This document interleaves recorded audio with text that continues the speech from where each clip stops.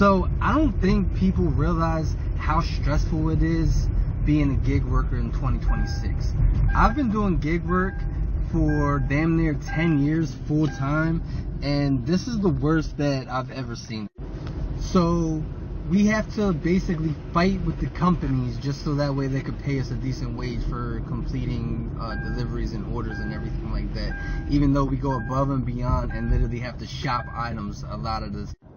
We also have to fight with customers because they don't understand what we do and like the type of work that we do, and there's a lot of people out there that think it's completely acceptable to not tip, which tips are not, they're misclassified as tips. They're actually a bid for service, i.e. the driver payment. But anyways, back on topic, there's a lot of people that are out there that think it's completely acceptable to not have to tip or pay your driver for completing a luxury service such as grocery shopping a 100-item grocery order and delivering it to your front door. We also have to compete with and fight with other drivers who are not your friends. They're basically competition because orders are getting sent out all at the same time, and their orders are extremely scarce nowadays in 2026. So you basically have to fight other drivers and other drivers that are using bots and other apps that snatch orders away from you. So it's not a fair playing field for us that do things ethically and have been doing it for a long time. So you basically have to fight for orders. It's literally like a war field out here, every man for himself when it comes to trying to get orders. And they're so hard to come by to where you have to either accept lowball orders or not pay your bills for the week. And then on top of that, we have to deal with high miles, high items, and low pay when it comes to orders, which is extremely frustrating, especially when you know your worth and you know the type of quality service and customer service that you bring, and then you still have to take these high miles, high items with low pay orders, or you just don't get paid. On top of that, we have rising gas prices that are almost $4 a gallon in some locations, $5 a gallon in locations. So if you're taking these high mile orders that are going extremely far and you're paying $5 per gallon in gas, and you're burning 1 or 2 gallons to drop off and to come back on these high mile orders, then you're essentially spending $10 just for that order. So if you're making only $10 for the order, it evens out. You're not making any profit. You're doing the work for free. You're not getting paid for it. And then on top of that, we got maintenance expenses. We're in a high tax bracket. We got to pay taxes. If your car breaks down, you have to have a contingency fund so that way you can get your car back up and running, because if your car's broke down, as however many days go by, you're losing money and you're not making money at the same time. So every day that goes by, you're losing out on potential profits and making money. So that's extremely frustrating too. So you have to get your car fixed as soon as possible, because bills don't stop when your car's broke down. So you still have to pay your bills, so you're losing that money and you're losing income at the same time. So it's just like not good at all. And then on top of that, you also have to have your contingency fund for if your vehicle breaks down, you have to be able to buy your vehicle, a new vehicle, and that goes into the same thing as your maintenance expenses, because if your vehicle breaks down, every day that goes by, you're losing money. So compare that with having to fight drivers, the company not wanting to pay you, they want to pay you less and less so that they can put more billions in their pockets, and customers not wanting to pay for these luxury services. The shit is so stressful. And like, before you say, oh, you chose the job, some of us don't have the luxury or the privilege to be able to work a 9 to 5, which is why I've been doing this for so long. Some of us, that's a luxury and a privilege to be able to work a 9 to 5, man, to work a regular job.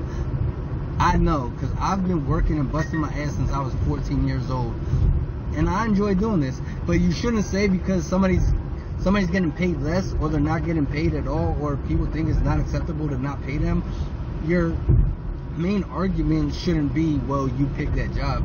Your main argument should be, well, like, why is this happening, and what can we do to fix this and rectify the situation? Because everybody deserves to get paid for their services and for their time and for working. Like, nobody should be working for free. So that's just like a pessimistic, manipulative way to look at it, to justify like being a piece of shit for the company, justifying them not paying us, justifying people not tipping us or paying us for our services and stuff like that. There's really no justification for that type of behavior, and it's weird to try to like narcissistically manipulate the situation to justify that type of behavior, if that makes sense. So, I don't know, man. It's really stressful out here. So I don't know. Is anybody else having issues like this in their zones, or how long have y'all been doing it? Is it still feasible where you're at? Because it's getting really bad, man. And like I said, with these crackhead drivers snatching up orders, it's literally getting worse and worse. Have you ever noticed something? A few years ago, everybody was talking about side hustles. Drive for Uber, deliver with DoorDash, shop for Instacart. It sounded like freedom. Work when you want. Be your own boss. Make extra money. But lately, I've been seeing a different conversation. People are waiting hours for orders, driving farther for less money, putting thousands of miles on their cars, working longer days just to make what they used to earn in half the time. And it got me thinking. Maybe the real problem isn't the gig economy. Maybe the real problem is depending on someone else's platform for your income.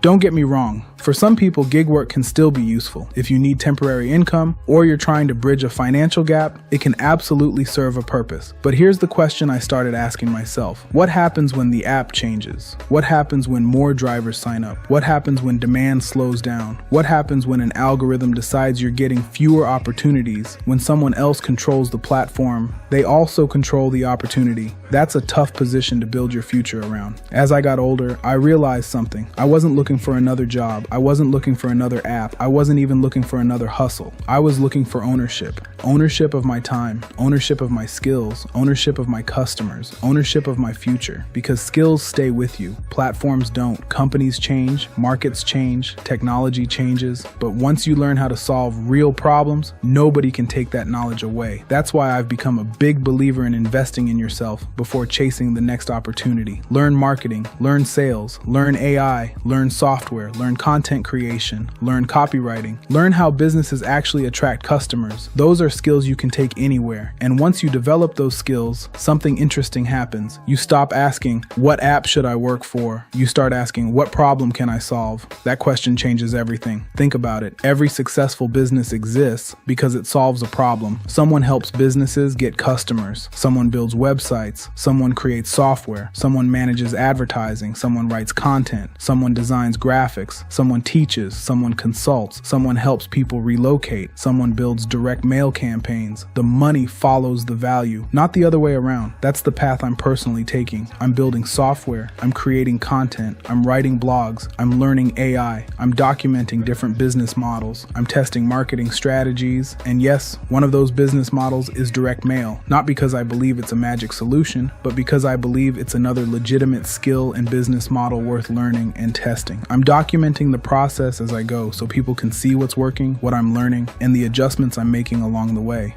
The goal shouldn't be escaping one job just to become dependent on another app. The goal is building enough skills that you always have options, more flexibility, more freedom. The economy will change, technology will change, companies will come and go. But if you become someone who consistently solves problems, you'll always be valuable somewhere. And that's a much stronger foundation than hoping the next order pops up on your phone. If you're watching this because you're tired of the uncertainty, maybe don't spend all your energy looking for the next gig. Spend some of that energy learning a skill that can become a business. That investment can continue paying you long after today's trends have changed. If you're looking for a genuine way to build another income stream from home, I've put together information about one of the business models I'm personally building called Mailbox Money Blueprint. You'll find the link in the description below. And if you'd rather ask me questions before looking at it, that's perfectly fine too. My email address is right here on the screen.